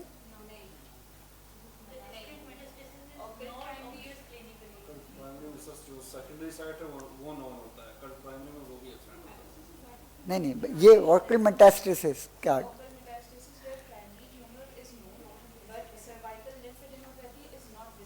Yes, clinically जो है it's not, you cannot even with the all the investigations that you have done so far, वो नेगेटिव है, ठीक है, लेकिन स्टिल मेटास्टेसिस है, ठीक है। उसके अंदर जो दो खास तौर पर टर्म्स यूज होती है, एक आइसोलेटेड ट्यूमर सेल्स हैं और एक माइक्रो मेटास्टेसिस है। इसकी डेफिनेशन क्या है कि when 200 cells in a single cross section से कम है तो वो आइसोलेटेड ट्यूमर्स वो क्लस्टर कहलाता है, और ये माइक्रो मेटास्टेसिस में कि ये इसकी साइज 0.2 मिलीमीटर से कम होती है लेकिन लेस देन 2 मैक्सिमम 2 मिलीमीटर से बड़ी नहीं होती है। अच्छा, ये टॉक्स के अंदर अक्सर ये पिक्चर आती है, it's a picture after a radical neck dissection, ठीक है, रेडिकल नेक डिसेक्शन पूरा हुआ है। आइडेंटिफाई करें, what is number 1? Digastric, posterior belly of digastric, yes, good. 2,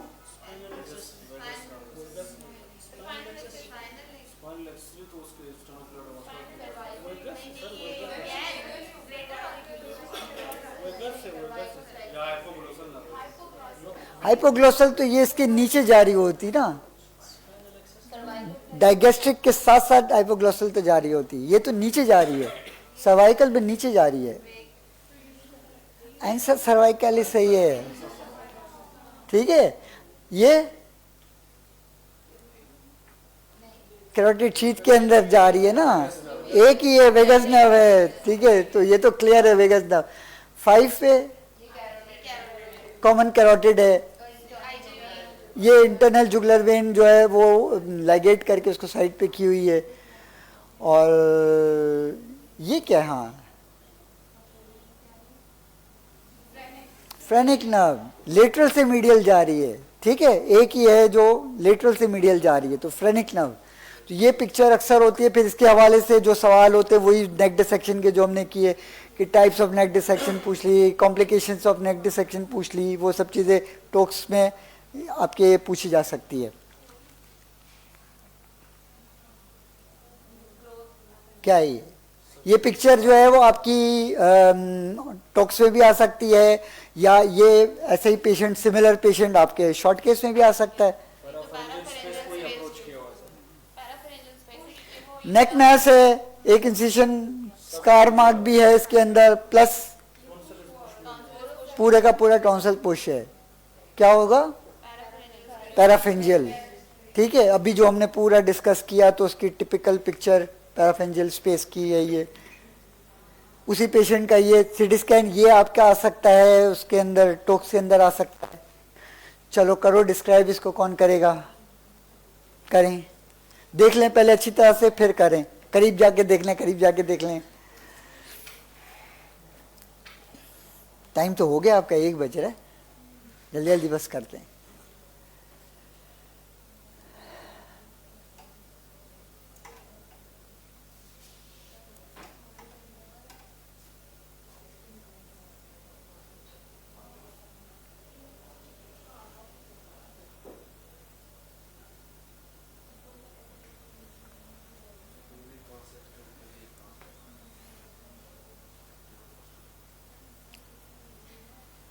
और दूसरे के ये जब सीटी स्कैन या कोई भी दे ना तो अपना टाइम ले, टेक योर टाइम, पूरी फिल्में सारी देख लें, डोंट रश के बस जल्दी से बता देना है। पहले देख लें, असेस कर लें, पूरा कंप्लीट अपने दिमाग में एक चीज़ बना लें कि ये चीज़ है, ये एक्सटेंशन है, देन डिस्क्राइब इट, ठीक है।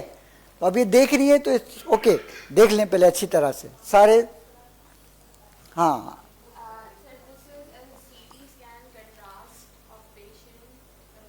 छोड़ दें, नाम हमको छोड़ दें बस, ये जो taken on 30th August 2016. It is showing axial cuts starting from the heart palate and extending towards the level of larynx, especially the hyoid bone. It shows heterogeneously enhancing mass on the lateral side of the oropharynx, which is pushing the structures medially and almost completely majorly obliterating the oropharyngeal lumen. There is enhanced contrast enhancement inside the mass itself. It has pushed some major vessels laterally on the ipsilateral side, IJV. Okay, good. It is also involving the laryngeal epiglottis and the pariform fossa and the ariepiglottic fold as well. ठीक है, good. ठीक है, तो always take time, पूरी सारी फिल्में देखें, पूरा उसको डिस्क्राइब करें क्या है, कौन से व्यूज हैं, क्या इसके अंदर फाइंडिंग नजर आ रही है, फिर वो. ठीक है, वही पेशेंट है, उसका उसका ये कौन सा कट्स है, कोरोनल कट्स है. ठीक है,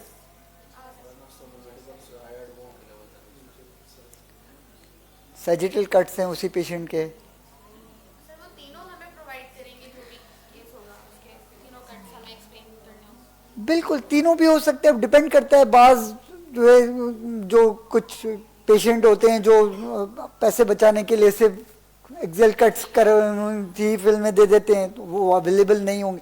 जो अवेलेबल होता है वो आपको दे देंगे. एक्सेल भी बाज दफा सिर्फ एक्सेल कट्स जो है आपको अवेलेबल होते हैं, बाकी कट्स अवेलेबल नहीं होते. ठीक है, क्या है,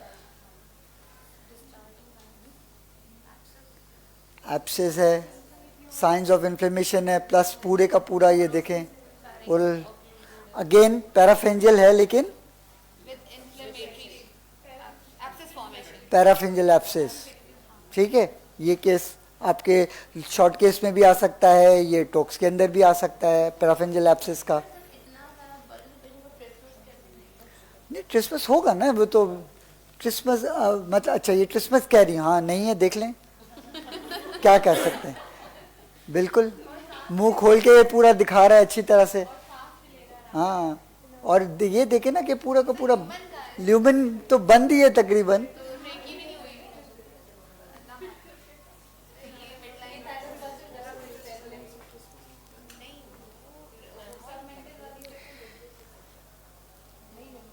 अगेन देखें कि जो बच्चा है ना, छोटा है, ये एक्चुअल में इनके इनके देख लें कि ये इतनी सब चीज़ों पे भी सिम्टम, इतना बड़ा एब्सेस बना है, इतना, इसके बावजूद क्रिसमस भी नहीं है, उसको ट्रकी भी नहीं हुई है, और वो खाना पीना भी खा रहा है. तो ये सिर्फ बिकॉज ये यंग एज है. अगर ये चीज़ किसी ओल्ड एज के अंदर होती तो उसको और 10 प्रॉब्लम हो रहे होते. थायरोग्लॉसल डक्ट सिस्ट. ठीक है, ये केस आपका शॉर्ट केस में भी आ सकता है, टोक्स में भी आ सकता है, थायरोग्लॉसल सिस्ट. ठीक है, थायरोग्लॉसल के हवाले से 3-4 चीज़ें इंपॉर्टेंट है जो आपको आनी चाहिए. इसकी एम्ब्रियोलॉजी पता होनी चाहिए, कैसे डेवलप होती है, कहाँ से होती है, ज़रा कोई बता दे जल्दी से. कौन से वो होते हैं स्ट्रक्चर्स जहाँ से एम्ब्रियोलॉजी के, थायराइड से सर वो नहीं, एम्ब्रियोलॉजिकल स्ट्रक्चर्स जो ट्यूबरकुलर इम्पार और हाइपोब्रैंकियल एमिनेंस के दरमियान से इन्वेजिनेशन होती है, थायरोग्लॉसल एमिनेंस बनती है, फिर सिस्ट डक्ट बनती है, वो डिसेंड करती है, और ये through the body of hyoid bone जा रही होती है. ठीक है, थायरोग्लॉसल सिस्ट के हवाले से एक और चीज़ इम्पॉर्टेंट है कि इन्वेस्टिगेशन में कोई चीज़ इम्पॉर्टेंट, थायराइड स्कैन जो है ना, to rule out ectopic thyroid. ठीक है, अगर वो नीचे तक गया ही नहीं है, वहीं पे सिस्ट बन गई है और नीचे थायराइड एब्सेंट है, इस वजह से थायराइड स्कैन इज़ इम्पॉर्टेंट है ये इसकी इन्वेस्टिगेशन में. ट्रीटमेंट, सिस्ट ट्रंक ऑपरेशन क्या होता है, basically excision of cyst along with the duct plus central part of the body of eye and the till the base of core tissues जो है वो पूरा स्कल बेस, टंग base है. ठीक है, ओके. सर अगर ये थायरोग्लॉसल डक्ट सिस्टम हमारे शॉर्ट केस में आ गया, इस केस में हम आइडियल करें नहीं करें? आइडियल करें, बिल्कुल करें, आइडियल करें. अगेन सिमिलर इन्फेक्टेड थायरोग्लॉसल सिस्ट है. ठीक है, तो साइंस ऑफ इन्फ्लेमेशन है, प्लस ये पूरी एडिशंस बने हुए हैं स्किन के अंदर. ये क्या है,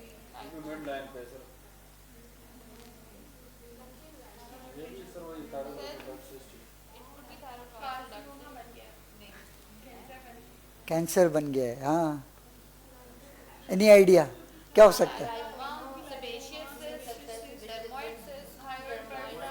मिड लाइन के अंदर जो स्ट्रक्चर्स हैं उसके इतने सारे वो हैं, थायरोग्लॉसल सिस्ट है, डर्मोइड है, एपिडर्मोइड है, ठीक है, लाइपोमा है, लाइपोमा तो कहीं भी हो सकता है, ठीक है, ओके ओके, ठीक है। एक्चुअल में क्या है ये बताऊं?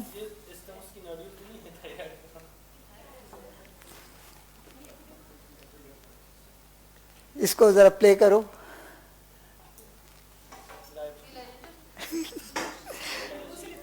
अभी अभी आपका जो सस्पेंस है खत्म हो जाएगा। प्ले करो इसे।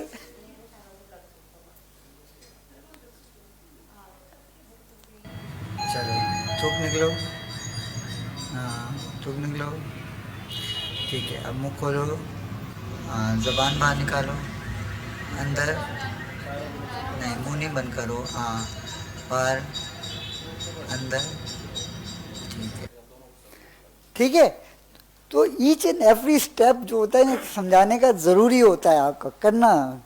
बाज़ दफ़ा ऑब्वियसली थैरो doesn't look like a thyroglossal cyst, लेकिन है थायरोग्लॉसल सिस्ट, ठीक है। तो अब क्लिनिकल एग्जामिनेशन इसीलिए इसके इम्पॉर्टेंट हैं सारे। ये उसी पेशेंट की सिस्ट है, सिटी स्कैन है, और ये पोस्ट ऑपरेटिव, ये हमने वर्टिकल इंसिशन से निकाला है। क्यों?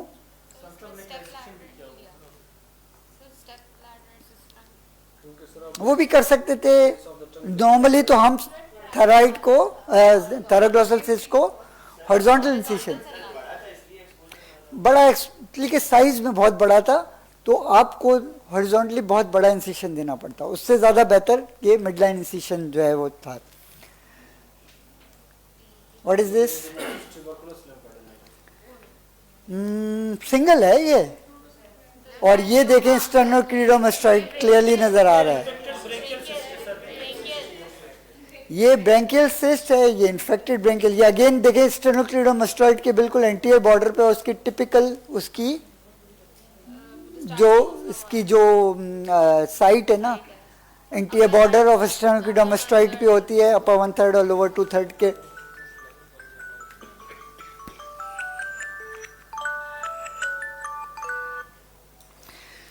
ब्रैंकियल सिस्ट में अगेन फिर वो ब्रैंकियल सिस्ट के हवाले से सारे, अगर टोक्स है तो टोक्स के अंदर वो बहुत सारे एम्ब्रियोलॉजिकल पूछ सकते हैं कि जी डेवलप कैसे होती है, वो उसकी डेवलपमेंट आपको पूछ सकते हैं, इसकी ट्रीटमेंट आपसे पूछ सकते हैं, ठीक है। वो सारी चीज़ें आपको आनी चाहिए अच्छी तरह से। What is this?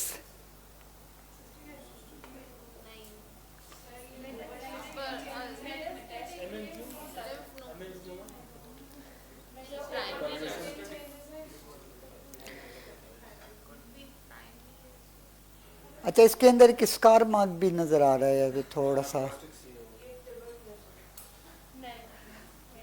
Long history है, चलें बता दूं, बड़ी प्रोलॉन्ग हिस्ट्री है, कई सालों की।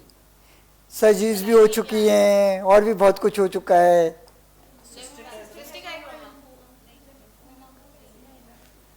चले अब, वैसे ये मैंने ऐसे ही इंटरेस्टिंग केस था तो दिखा रहा हूँ मैं। दिस इज MRI है इसका, ठीक है। इसी पेशेंट का देखें कितनी एक्सटेंशन है, लेकिन ये है सारा सुपरफिशियल ही है पूरा, ठीक है। लिम्फ एंजियोमा इसकी डायग्नोसिस में, और दूसरा हिमेंजियोमा भी हो सकता है। अभी बता दो उसका फाइनल हिस्टोपैथोलॉजी रिपोर्ट क्या आई है। ठीक है, लेकिन जो clinically it looks like a lymphangioma, ठीक है। इसलिए कि ये प्रोलॉन्ग हिस्ट्री है, सर्जरी भी एक हो चुकी है, प्लस स्क्लेरोथेरेपी भी इसकी 2-3 दफा हो चुकी है, ठीक है। लेकिन इसके बावजूद इन्फेक्टेड हो गया ना, इन्फेक्शन की वजह से, ठीक है। ये पोस्ट ऑपरेटिव, ये देखें इसका पूरा निकल गया, ये इसका टोटल स्कार मार्क हो गया, and this is the final histopathology, ठीक है। इसकी वो एक है रिपोर्ट मिस है, लेकिन ये है, this is a spindle cell haemangioma, spindle cell haemangioma, ठीक है। ये पोस्ट ऑपरेटिव पेशेंट है, इसकी देखें कि ज़रा बड़ा नाइस स्कार आ गया, ठीक है।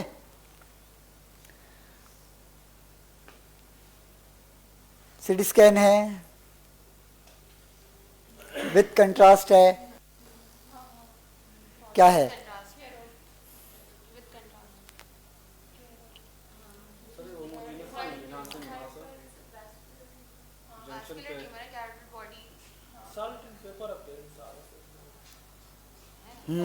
चलें, ओके।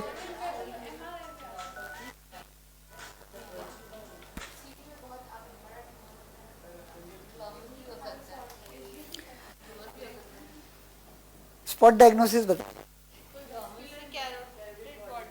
Carotid body, yes. ये देखें ना पूरी, ये जो वेसल के बिल्कुल साथ लगा हुआ है, वो लायर साइन इसमें नजर नहीं आ रहा है ना, दूसरा नहीं है इसमें, ये देखें, ठीक है। तो ये भी आ सकता है। ये क्या है? नेक एब्सेस है ये तो सिंपल, ठीक है। ये भी एक लुडविग्स एंजाइना, ये भी आपका नेक मास के अंदर, ये शॉर्ट केस में भी आ सकता है, आपका जो है वो टोक्स में भी आ सकता है। ये लुडविग्स एंजाइना बड़ी कॉमन डिजीज है, ठीक है।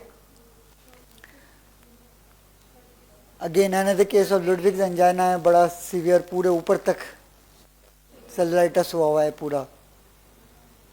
डायबिटिक पेशेंट था, एक्सटेंसिव, ठीक है। नेक मास के अंदर, ठीक है। तो लेरिंगोसील, ये भी आपकी शॉर्ट केस में भी आ सकता है लेरिंगोसील, और ये आपके जो है वो टोक्स में भी आ सकता है।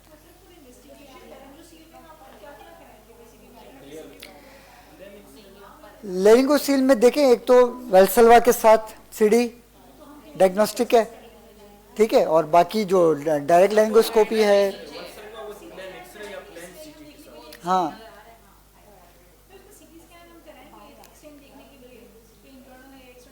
वही तो बता रहे हैं, सीटी स्कैन ही तो बता रहे हैं, बिल्कुल विथ वेल्सल्वा कराएंगे ना, विथ वेल्सल्वा, सीटी स्कैन विथ वेल्सल्वा, ये इंपॉर्टेंट है, ठीक है। चलिए, okay, that's all, thank you. Any questions? तो नेक मास में, ठीक है, नो क्वेश्चंस। नो क्वेश्चंस का मतलब बाउंसर या तो सब समझ आ जाए या कुछ भी समझ नहीं आया नो क्वेश्चंस, चलें, ओके भाई, थैंक यू भाई।